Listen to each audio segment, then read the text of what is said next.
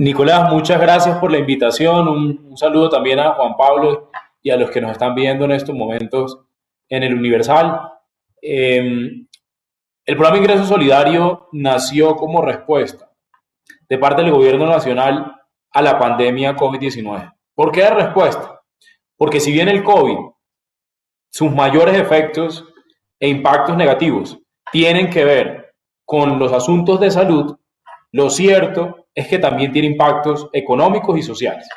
Puntualmente los sociales tienen que ver con que hogares que trabajaban en sectores que están cerrados, hogares que trabajaban en sectores que tenían algún grado de informalidad y por lo tanto han visto disminuidos sus ingresos, hogares que tienen un familiar que se enfermó y que por la enfermedad del familiar pues también vieron disminuidos sus ingresos, o porque simplemente la economía, al tener el impacto económico, el choque económico, el choque exógeno más grande que ha tenido en 200 años de república, pues por supuesto los ingresos de todas las familias, en su gran mayoría se disminuyen. Básicamente, ingreso solidario responde a eso. ¿Qué es ingreso solidario? Es una transferencia en efectivo, una transferencia no condicionada a 3 millones de hogares, es decir, poco más de 10 millones de colombianos, que cuando arrancó la pandemia no recibían una transferencia del Estado. Es decir, no estaban en Familias en Acción, no estaban en Jóvenes en Acción, no estaban en Colombia Mayor, ni estaban en compensación del IVA. Pero que en el momento de la pandemia necesitaban la transferencia. Había muchos hogares que hacían parte de esos 3 millones de hogares y Ingreso Solidario es un giro. Inicialmente lo planeamos para hacer 3 giros de 160.000 pesos, cada uno de ellos 3. Luego el presidente de la República anunció que iría hasta diciembre con la intención de que, a medida cuál ha sido la forma que el presidente ha tomado decisiones y así nos ha pedido el gabinete de tomar decisiones, con base en la información. Es decir, evitar pues la opinión meramente personal o la noción o lo que yo más o menos veo, no. Estamos tomando decisiones con base a datos. A medida que hemos tenido más información, hemos tomado decisiones en salud, en economía y también en temas sociales. Ingreso solidario inicialmente lo planeamos para 3 meses. Cuando vimos que los impactos durarían más, tomamos la decisión que se fuera hasta diciembre del 2020 de este año y anunciaba el presidente de la República en la instalación del Congreso el 20 de julio que el programa iría como mínimo hasta junio del 2021. ¿Por qué? Porque sabemos que los impactos del COVID-19 en los ingresos de los hogares trascenderá el mismo COVID, el mismo virus. Seguramente necesitaremos que en el periodo de reactivación esa confianza, esa expectativa del consumidor se mantenga y por supuesto que los hogares tengan un mínimo con el que garantizar pues un ingreso que les permita garantizar algunas cosas en el hogar, sea la alimentación, los servicios, cosas por el estilo.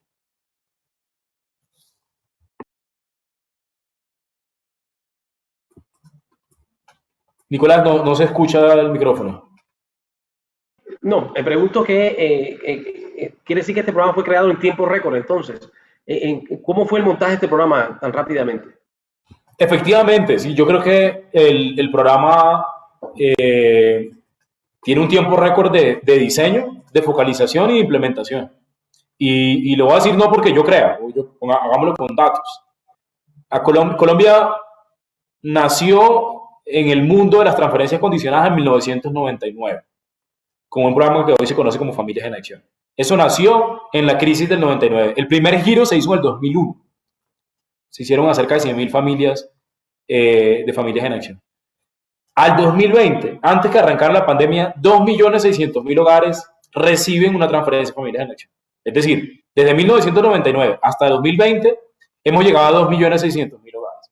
No solo por razones financieras, porque es costoso hacer las transferencias desde el punto de vista fiscal, sino porque adicionalmente es muy difícil desde el punto de vista operacional encontrar a los hogares que lo necesitan, verificar que existen, no darle a los que no lo necesitan, no sacar a los que lo necesitan, etc. O sea, el programa desde el punto de vista operativo es muy difícil. Entonces, nos tomó 20 años, desde 1999, llegar a 2.6 millones de hogares.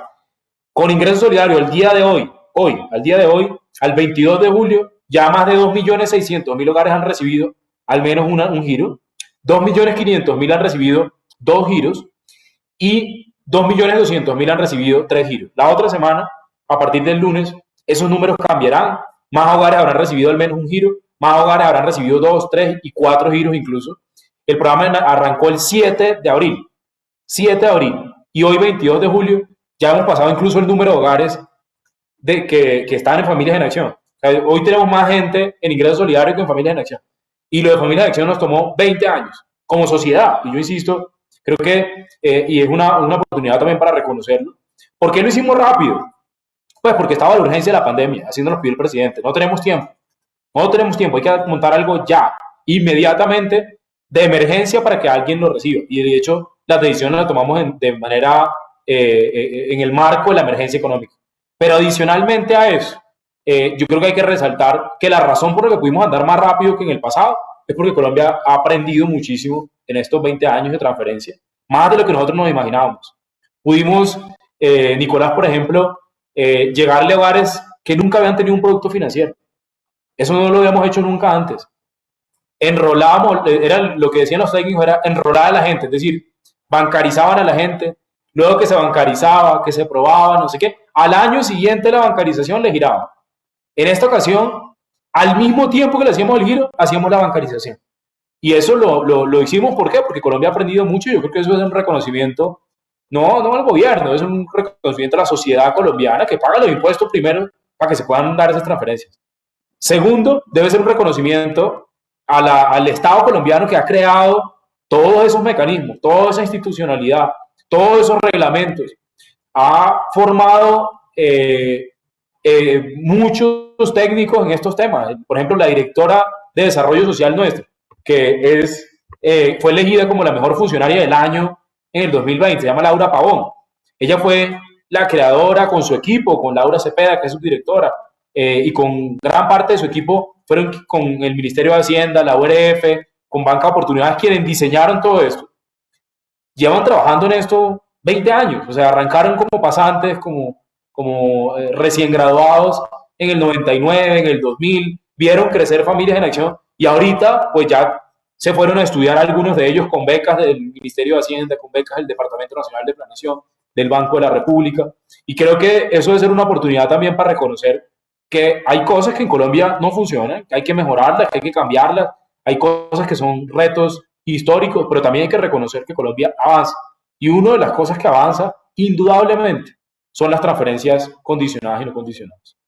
A mí me gustaría que revisáramos a la audiencia, solamente alguna parte de la audiencia no lo sabe, qué diferencia tiene Ingreso Solidario en relación con otros programas sociales que ya existen, como los que mencionó Familias en Acción y otro que no mencionó, que es Colombia Mayor, por ejemplo. ¿Qué diferencias sustanciales hay de unos y otros? Hay, yo creo que dos diferencias principales. La primera tiene que ver con que los programas existentes antes de Ingresos Solidarios se llamaban programas condicionados. Es decir, en Familias en Acción tienen unas condiciones, que tiene que su hijo ir al colegio, que tiene que ir a vacunarse, que tiene que cumplir X requisito. En Colombia Mayor igual, que tiene que tener X edad, tiene que ser mayor a no sé cuántos años. Hay una condicionalidad desde el punto de vista técnico, se llaman transferencias condicionadas. Ingreso solidario no hay ninguna condición. ¿Sí? Por supuesto no es para todo el mundo, no es ni para Nicolás, ni para Juan Pablo, ni para mí, porque no lo necesitamos. ¿Sí? Eso no tendría ningún sentido que ustedes y yo que tenemos un trabajo tengamos un ingreso solidario, una renta solidaria, una renta básica, como le quieran llamar. Pero los hogares que sí están en situación de pobreza y vulnerabilidad y que no reciben transferencias condicionadas del Estado, entran en ingreso solidario. Entonces la primera es que es no condicionado. Esa es la primera característica que tiene. La segunda, ¿cuál fue? Que fue diseñado en pandemia, en emergencia. Los otros programas los diseñaron y cuando los terminaban de diseñar empezaban los giros. Imagínate, Familias en Acción. Lo diseñaron en el 99, en el acuerdo que hizo Colombia con el Banco Mundial y el Fondo Monetario Internacional, están los orígenes de Familias en Acción. 1999. El primer giro se hizo en el 2001, 2 años después. Se creó una entidad para eso, los manuales, iban a los pueblos a inscribir a la gente, etc. Y después de 2 años llegaron a 100.000 hogares, la primera vez, porque era la primera vez y estaba aprendiendo. Nosotros aquí no hicimos, Nicolás, ningún viaje para meter a la gente. Eso es algo que creo que no alcanzamos a dimensionar. Imagínate lo que es encontrar a 10 millones de colombianos con cédula, con cuenta bancaria o abrirle una cuenta de pago digital en una flecha, en un teléfono, como dicen en nuestra tierra, una flecha, un celular sencillito, en pandemia. Es decir, yo trabajando desde mi casa y los cientos de funcionarios detrás de Ingreso Solidario, del DNP, del Ministerio de Hacienda, de Presidencia, de Banca de Oportunidades, incluso del sector privado, porque gran parte de la información también la tenía el sector privado y nos dieron. Entonces, la segunda diferencia que tiene es que la forma como se hizo fue con una base de datos. No fue que fuimos a inscribir a la gente, etcétera, porque no se podía. Imagínate uno inscribiendo a la gente uno a uno en pandemia. Imagínate yo yéndome a Cartagena al estadio, como se hizo Familias en Acción hace 10 años, que era que se abría el estadio y se invitaban a todas las familias que consideraban que era pobre y se le hacían las encuestas y dependiendo del puntaje, incluía. No solo me tocaba ir a un estadio, gastar plata en el operativo, sino que en pandemia eso es imposible.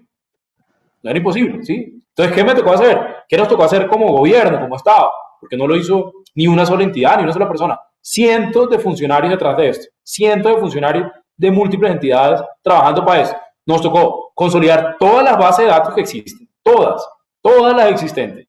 Todos los cruces, los cuales todavía no son suficientes. Uno hace una cantidad de cruces y todavía hay hogares que no aparecen. O aparece el hogar, pero nos pasaba Nicolás, por ejemplo, que la persona cambió de lugar de residencia. Entonces, lo iba a buscar uno a Montería, pero resulta que se fue a Moñitos a vivir. O lo iba a buscar uno a Cartagena y pues resulta que ya no estaba en Cartagena y no en Santa Rosa. O cambió el número de celular. Encontramos el número de celular y dijimos, bueno, listo, ya tenemos el número de celular. Y verificaba uno y no. Entonces, esas son las dos diferencias que yo diría. Que no es condicionado y segundo, que la forma como se diseñó es que es todo a través de los datos. Todo a través de datos. Por supuesto, eso tiene limitaciones. Hay hogares que puede que no necesiten, que no están en esa base de datos, y eso será el siguiente paso. El Estado colombiano debe tener una base de datos más sólida, debe tener una información más actualizada, y hay que buscar la forma, pero habría sido imposible de otra manera. En una cuestión de menos de 4 meses, del 7 de abril, en 7 de agosto vamos a cumplir 4 meses, estamos a 3 meses y medio, y ya haber encontrado a las personas 2.600.000, por un ejemplo. Juan Pablo decía, en Bolívar son cerca de casi 130.000 hogares que salieron beneficiarios. Al día de hoy, después de 3 meses y medio, ya 90.000 hogares, 91.000 hogares exactamente, ya han recibido al menos una transferencia. 85.000 ya han recibido 2 transferencias y 77.000 han recibido 3 transferencias. Y la otra semana, ese número se acercará más a la meta de los casi 130.000, como decía Juan Pablo. Realmente impresionante. Precisamente sobre eso, quiero centrarme un poquito más en Cartagena y preguntarle a Juan Pablo una referencia para lo que para que veamos la magnitud de lo que estamos hablando, es cómo percibe en la Cámara de Comercio, en los estudios que ustedes hacen, la seguridad alimentaria en la ciudad, Juan Pablo. Bueno, ¿me escuchan bien? Yo te escucho, Juan Pablo.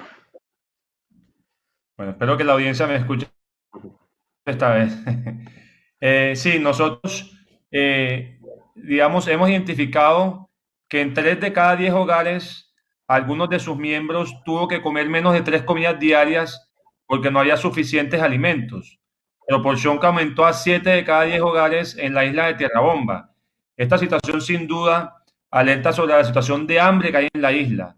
De verdad es preocupante cuando vemos que en las zonas conexas o las afueras, en los bordes de la ciudad, en los corregimientos aledaños a nuestro casco urbano, las situaciones de pobreza aumentan. Yo creo que eso es un dato que hay que analizar en detalle, mirar de qué manera podemos tener un mayor esfuerzo hacia la isla de Tierrabomba, hacia la isla de Barú, porque esta población está sufriendo las consecuencias de una desigualdad, a su vez las consecuencias de unas deudas históricas que tenemos en el ámbito social, y yo creo que merecen toda la atención de toda la alineación de los esfuerzos públicos, privados, para lograr un impacto positivo en estas comunidades.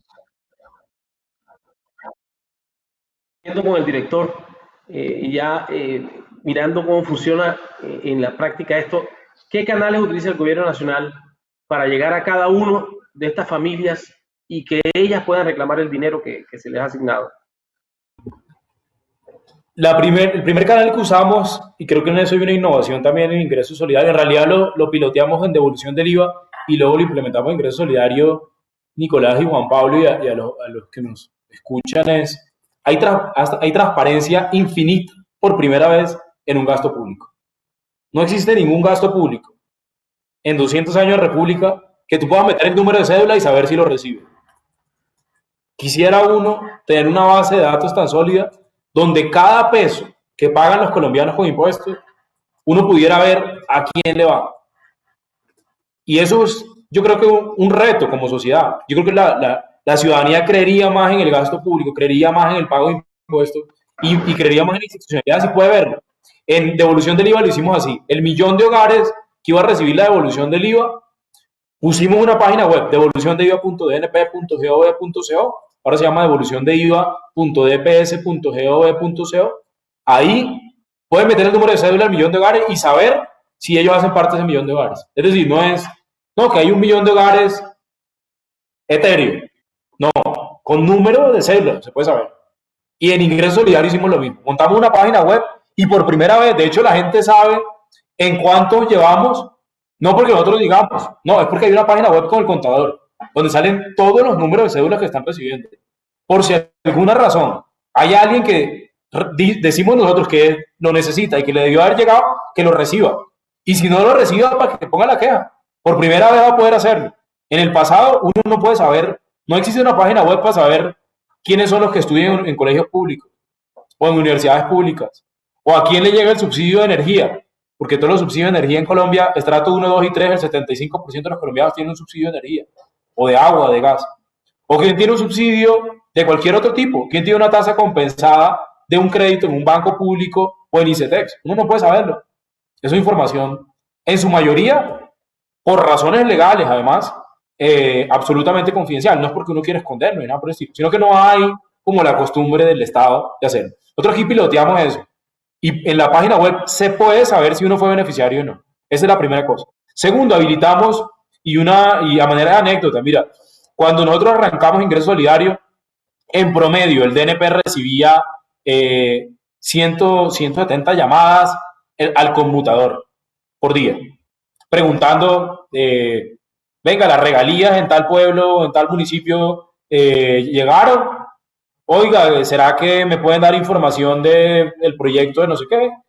Oiga, ¿será que usted me da información del plan de desarrollo nacional y el indicador tal? 170 municipios. Una semana que diario recibíamos más de 20.000 llamadas en el DNP. Más de 20.000 llamadas al día. Es decir, de 100 llamadas de 170 pasamos a 20.000. Usamos todos los canales para poder llegarle. Y llegamos a hogares que tenían cuentas bancarias. A hogares que tenían cuentas bancarias cerradas, la volvimos a habilitar. A hogares que nunca en su vida han tenido una cuenta bancaria. A hogares que tenían un teléfono celular, que tenían un teléfono celular inteligente. A hogares que tenían un teléfono celular sin internet, es decir, más conocido como la flecha. A hogares que no tenían teléfono celular y tocaba llegarle con el dinero en efectivo al hogar. Usamos todos los mecanismos para poder llegarlo y es así como hemos podido, en menos de 4 meses, llegar a casi 3 millones de hogares con al menos un giro. Te pongo el ejemplo de Cartagena. Miren, Cartagena ha sido muy exitoso el programa. Teníamos cerca de 24.000 beneficiarios, poco más de 24.000 beneficiarios, de los cuales ya 23.000 han recibido el primer pago, 22.800 han recibido 2 pagos y 22.600 3 pagos.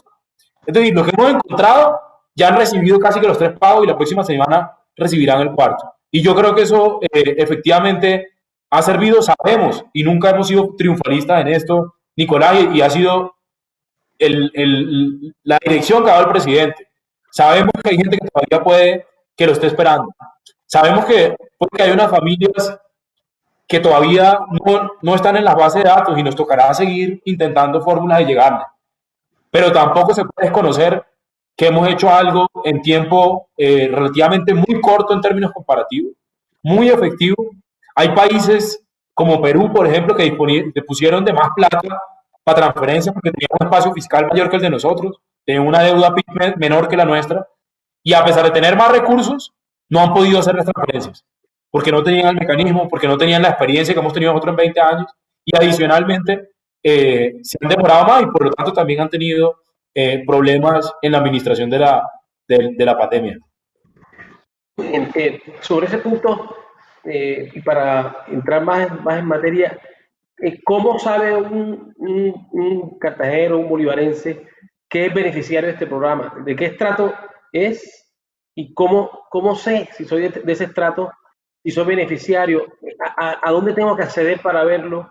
¿Y en qué fechas se entregarían las ayudas que el gobierno ha manifestado?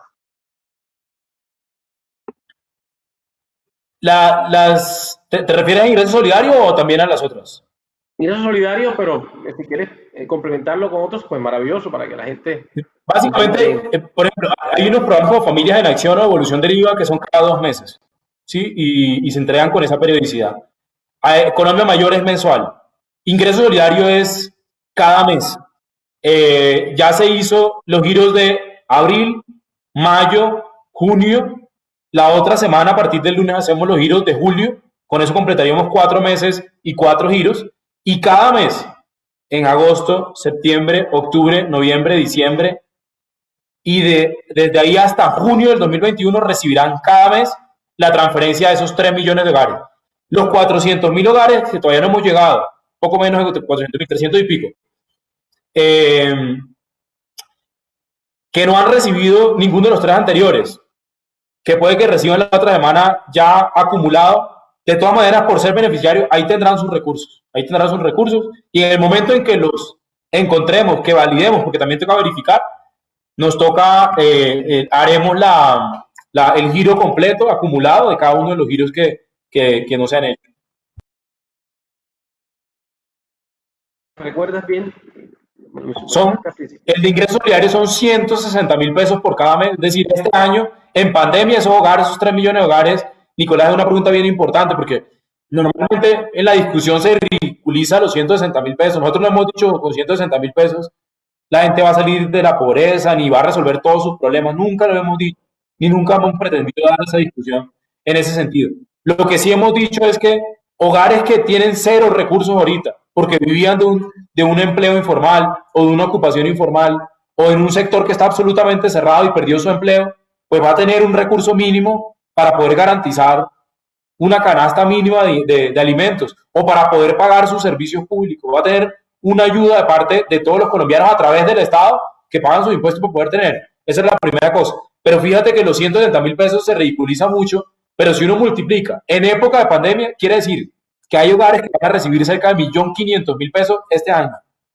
Este año, 1.500.000 pesos. En época de pandemia van a recibir 1.500.000 pesos. Comparado, 1.440.000 pesos. Comparado con un escenario en el que si el Estado no hubiera intervenido, si el gobierno nacional no monta un programa ágil, rápido, que le llega, pues estarían recibiendo cero recursos. No, tremendo. Por favor, ¿nos puede recordar el link donde un beneficiario pudiera ver si está allí, si aparece como beneficiario del programa? En la página web ingresosolidario.dps.gov.co o también ingresosolidario.dnp.gov.co, ahí los manda a la página de Prosperidad Social. En esos se puede verificar si efectivamente hace parte de esos 3 millones de hogares. Lo cierto es, Nicolás, que esos 2.600.000 hogares que ya recibieron, por supuesto, ya saben que son beneficiarios y seguirán siendo beneficiarios como mínimo hasta junio del 2021, como anunció el presidente en el discurso de la instalación del Congreso el 20 de julio. Ese programa irá hasta mínimo hasta junio del 2021. Pero si hacen parte de los cerca de 400.000 hogares que no lo han recibido, pues lo recibirán en el momento en el que ya hayamos verificado. Porque fíjate que ahí pasa algo. De esos un poco menos de 400.000 hogares que todavía no hemos llegado, de los 3 millones, hay algunos que ya los encontramos, pero estamos en proceso de validación. Pareciera algo muy sencillo, Nicolás, pero pasaba mucho al inicio. Yo recibía muchos mensajes a mis redes sociales personales, me decían, Luis Alberto, yo cambié de número de celular, yo cambié de lugar de residencia, por favor actualice mis datos.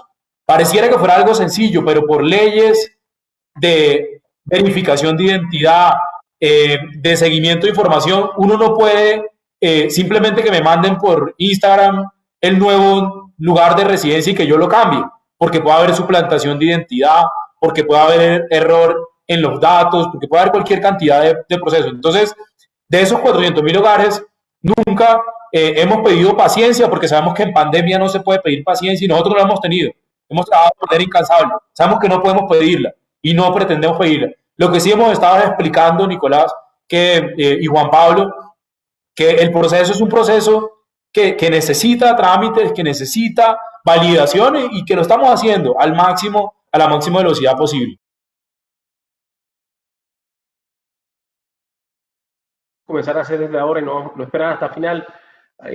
Yelitza Márquez pregunta, ¿para cuándo el pago a los beneficiarios con cédula colombiana de extranjería? Salí en abril y no he recibido ni el primer giro. Interesante esto. ¿Esto es posible? ¿Las personas con esas cédulas de extranjerías también están habilitadas para recibir? Efectivamente hay colombianos que tienen doble nacionalidad y que recientemente volvieron en la ola de migración, por ejemplo, y que no tienen aún su cédula expedida y su registro aún es el registro como venezolano, ¿sí? Por ejemplo. Pero que muchos de ellos son colombianos y venezolanos, que no han actualizado sus datos, cosas por el estilo.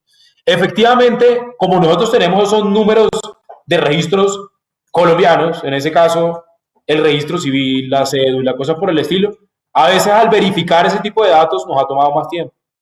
Algunos de ellos nos ha tomado tiempo, pero también, yo lo debo decir, eso es una minoría comparado con los 3 millones de hogares de beneficiarios y también los que nos faltan por llegar a los 400.000. Estamos hablando de menos, estamos hablando de un logro, Nicolás, del 85% en 3 meses. La meta son 3 millones y llevamos casi 2.300.000. Estamos hablando del 85% de logro y yo creo que seguiremos avanzando y estamos ajuntando cada una de las tuercas. Ahora este programa lo administra el Departamento de la Prosperidad Social, así lo decidimos en el decreto de emergencia 812, en el que DPS administra todos los programas sociales porque ellos son los que administran familias en acción, jóvenes en acción y tienen más experiencia que el resto de las entidades del Estado. Cuando arrancamos, lo diseñamos entre muchos, entre el DNP, Hacienda, Banca de Oportunidades, pero el DPS que tiene más experiencia en este tipo de procedimientos y que además ya está montado, está trabajando ahorita, por ejemplo, estas últimas semanas en buscar lo que ellos llaman búsqueda activa de los hogares que salieron beneficiarios y que todavía no han recibido. Quiero redondear la pregunta ahora refiriéndome a las personas que no están bancarizadas y que son beneficiarios del programa. ¿Quieres precisarnos un poquito eso? De pronto quedó un poco en el aire. ¿Cómo hacen las personas no bancarizadas para accederlo? Sí, hay hogares que efectivamente no están en ninguna de las bases de datos del sector financiero. ¿Sí? Eso quiere decir que no tienen y no han tenido nunca un producto financiero. Y cuando uno piensa en producto financiero, se imagina la tarjeta de crédito, o débito, o la cuenta bancaria, cosas por el estilo. No, pero hay productos financieros mucho más sencillos, como por ejemplo productos digitales. Para mencionar algunos, Nequi, Ahorra la Mano, DaviPlata, Movi, cualquier cantidad de productos que se pueden abrir, productos financieros, cuentas digitales de bajo monto, pagos de bajo monto, a través del teléfono celular, y muchos de los que no tenían, lo que hicimos fue bancarizarlos con estos productos que tienen un menor costo, que tienen una menor operatividad y que es mucho más sencillo de administrar. Solo un número, mira, de las cosas que yo creo que nos va a quedar positivas de la pandemia. La pandemia es una tragedia mundial desde el punto de vista de salud, hogares que se están enfermando, sus familiares, hogares que están perdiendo miembros por esta tragedia de la pandemia. Tiene efectos económicos. Está generando la mayor caída del crecimiento económico que ha visto la economía colombiana en 200 años. Pero no solo en Colombia, en América Latina, en Estados Unidos, en Europa, en el mundo entero. El choque económico más grande no visto en siglos. Pero además desde el punto de vista social. el punto de vista social, la caída de los ingresos, problemas de salud mental, cualquier cantidad de asuntos tiene la pandemia. Pero también hay que resaltar, Nicolás, que hay algunas cosas positivas. Una de ellas será la bancarización. Para ponerlo en números, estamos hablando en Colombia del 2019. Durante todo el 2019, 1.400.000 hogares, personas, perdón, abrieron por primera vez un producto financiero. Por primera vez, en un año. Solo en ingresos solidarios estamos hablando como de 700.000 hogares que abrieron por ingresos solidarios un producto financiero. Es decir, en 3 meses, cerca de la mitad de los que normalmente se bancarizaban en un año, se bancarizaron en la pandemia. Pero adicionalmente, cerca de 300.000 hogares, ya vamos como en 1.000.000 el número, ya han abierto una cuenta. Es decir, si uno suma los 700.000 de ingresos solidarios, más cerca de 300.000 que han abierto un producto financiero, uno encuentra que cerca de 1.000.000 de nuevos usuarios del sector financiero estamos teniendo. Y eso es muy positivo. ¿Por qué?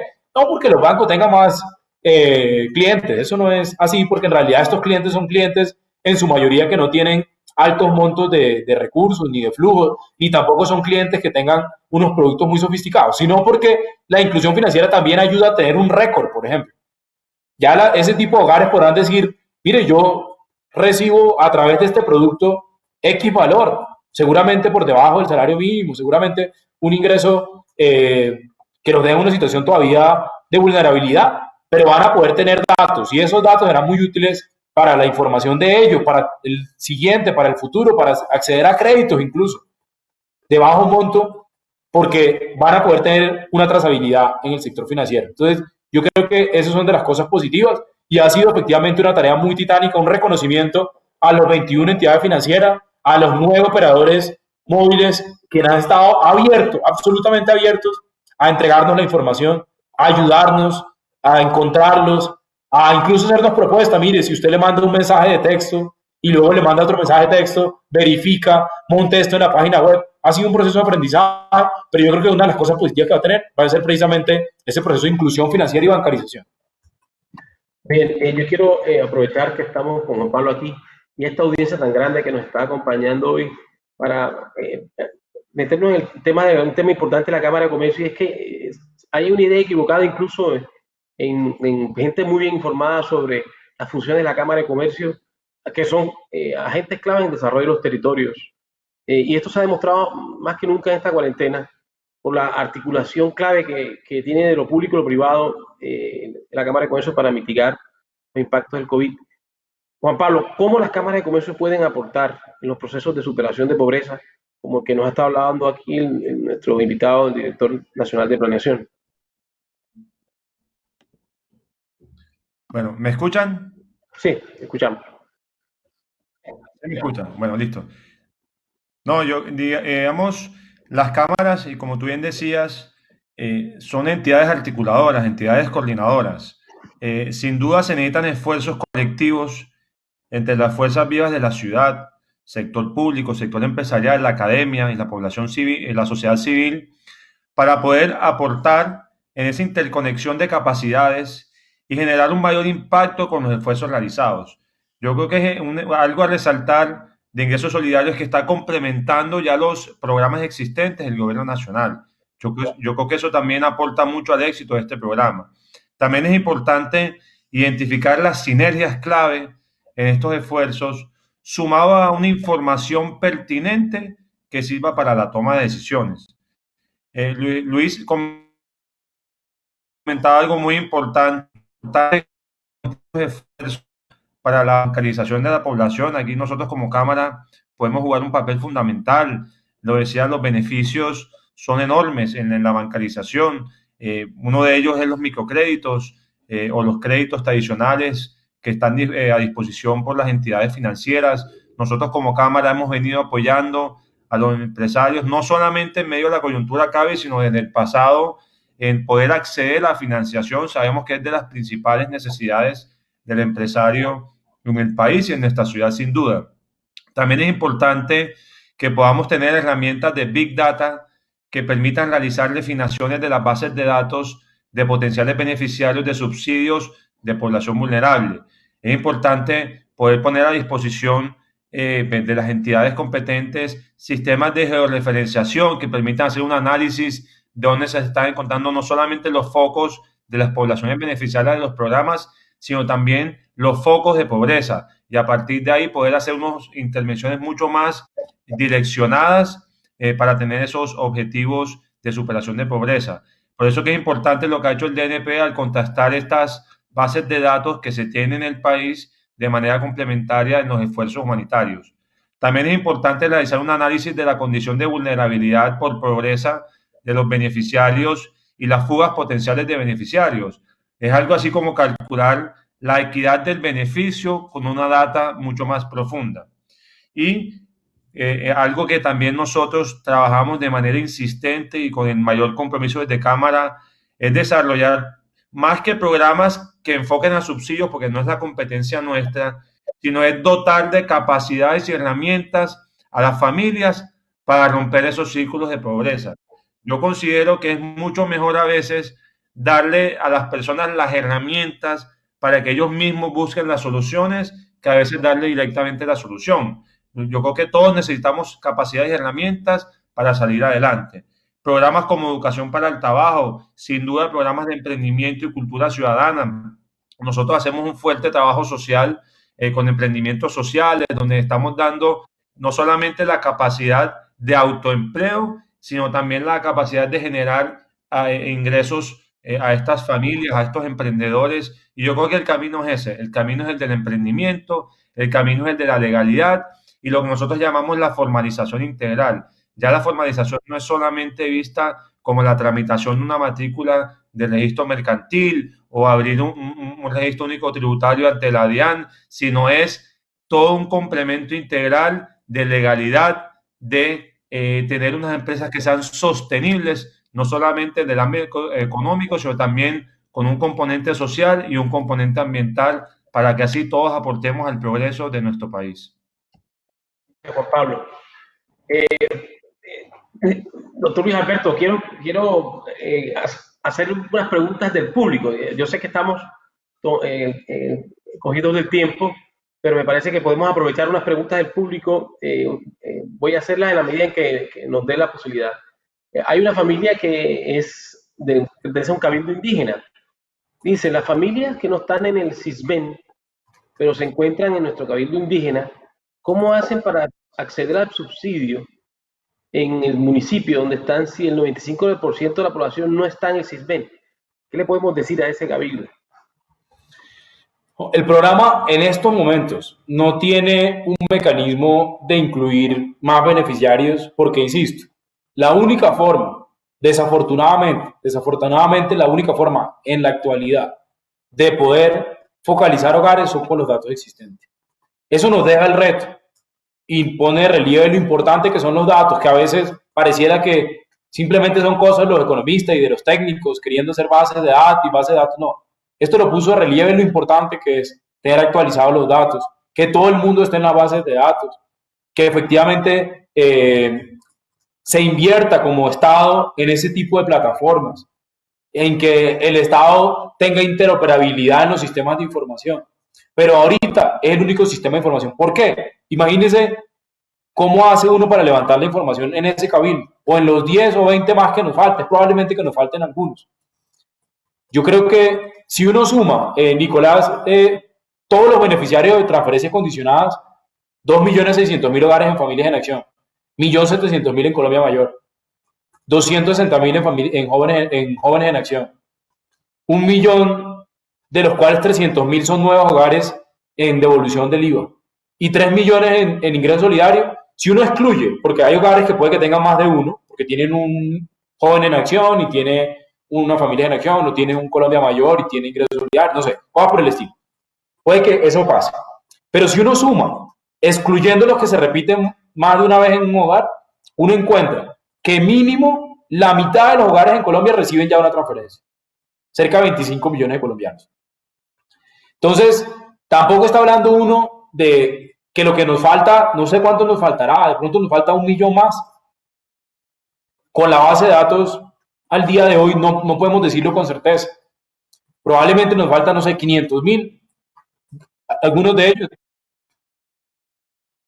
Entonces, el, efectivamente el asunto es, en este momento no tenemos una forma de incluirlos porque sería solo de manera presencial, pero yo creo que estamos muy cerca de llegar casi a todos los hogares que lo necesitan y todos los hogares vulnerables con al menos una transferencia del Estado. Muy bien, muchísimas gracias. Yo quiero, antes que veamos unos videos que tengo preparados, en apenas un minuto, no tengo mucho tiempo, me gustaría compartirlo con ustedes, por favor, al estudio. Ayúdenos con el primero de los dos videos, si es posible.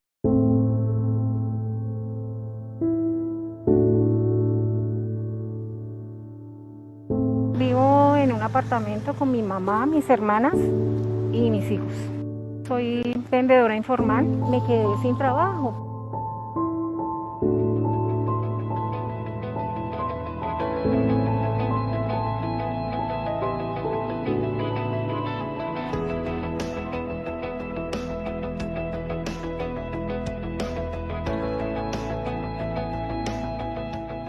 Me enteré de lo del ingreso solidario por noticias.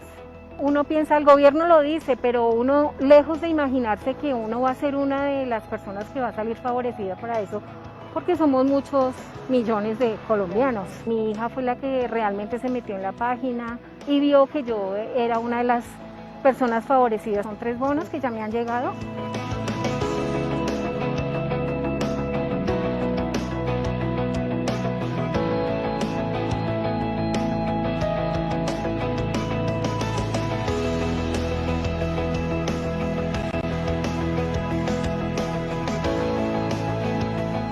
Sí, fue mucho la sorpresa y me sorprende aún más, en mi caso que soy completamente desempleada, que lo extiendan, me parece fabuloso.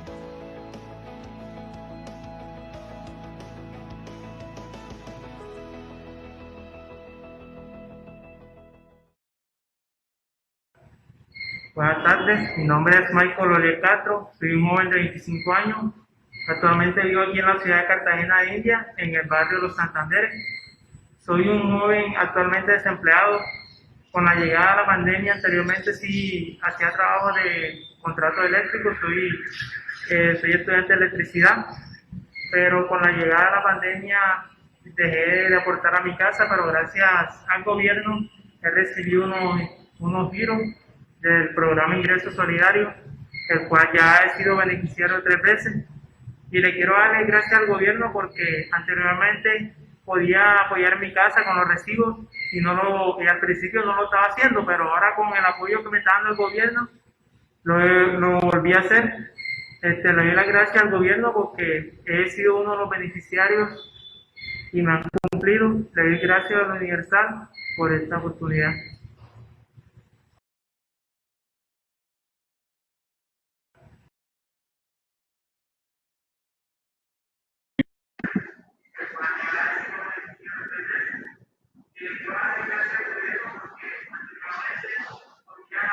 Muy bien, muchas gracias en nombre del periódico Universal.